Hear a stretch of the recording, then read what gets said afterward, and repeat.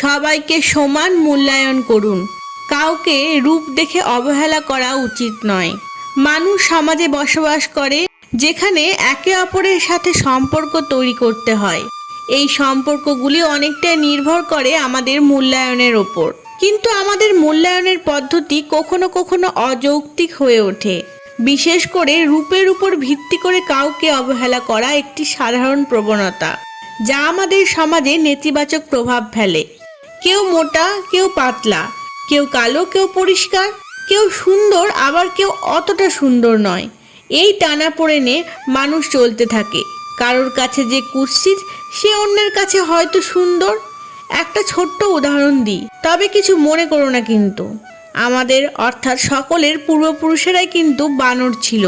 দীর্ঘ যুগের পরিবর্তনের ফলে আজ মানুষ এই রূপে এসেছি। কাজেই কাউকে খারাপ বলার আগে সেটা একবার বিবেচনা করে নেওয়া দরকার।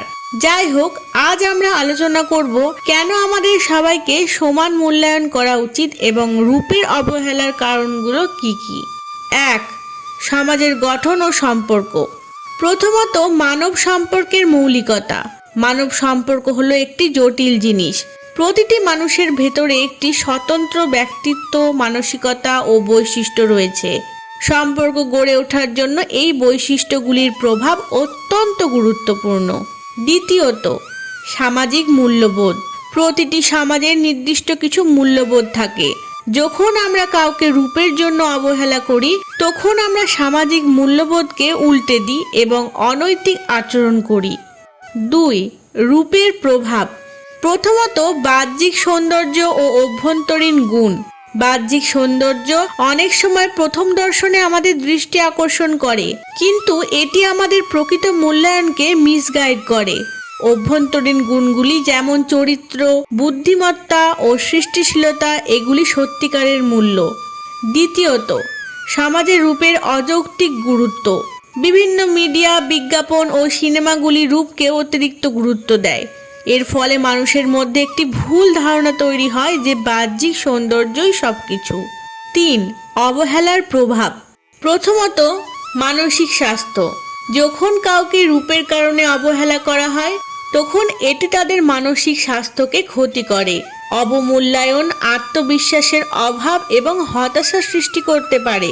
দ্বিতীয়ত, সামাজিক বৈষম্য। রূপের কারণে অবহেলার ফলে সমাজে বৈষম্য তৈরি হয়। এটি এক ধরনের সামাজিক অশান্তি সৃষ্টি করে, যা দীর্ঘমেয়াদে ক্ষতিকর। 4. সমান মূল্যায়নের গুরুত্ব। প্রথমত, মূল্যবোধের উন্নয়ন।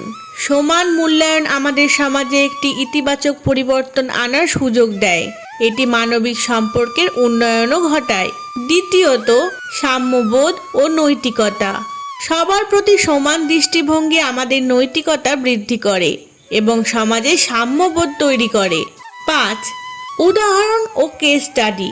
প্রথমত, বাস্তব জীবনের উদাহরণ। কোনো শিক্ষকের ক্ষেত্রে যদি তিনি একজন ছাত্রকে তার রূপের কারণে অবহেলা করেন, তাহলে সেই ছাত্রের শিক্ষা জীবনে নেতিবাচক প্রভাব পড়বে। দ্বিতীয়ত, সফল ব্যক্তিত্বের কাহিনী।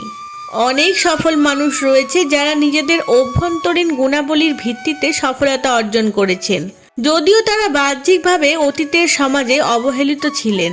সার্বিকভাবে সবাইকে সমান মূল্যায়ন করুন। এই নীতিটি আমাদের সমাজের জন্য অত্যন্ত গুরুত্বপূর্ণ। কাউকে রূপের কারণে অবহেলা করা উচিত নয়, কারণ এটি শুধু তাদের নয়, বরং আমাদের সমাজের উন্নয়নকেও বাধা দেয়। আমাদের উচিত অভ্যন্তরীণ গুণাবলীর প্রতি মনোযোগ দেওয়া এবং মানব সম্পর্কের মৌলিকতা উপলব্ধি করা। এইভাবে আমরা সবাইকে সমান মূল্যায়নের মাধ্যমে একটি সুস্থ সমাজ গড়তে পারি। ধন্যবাদ।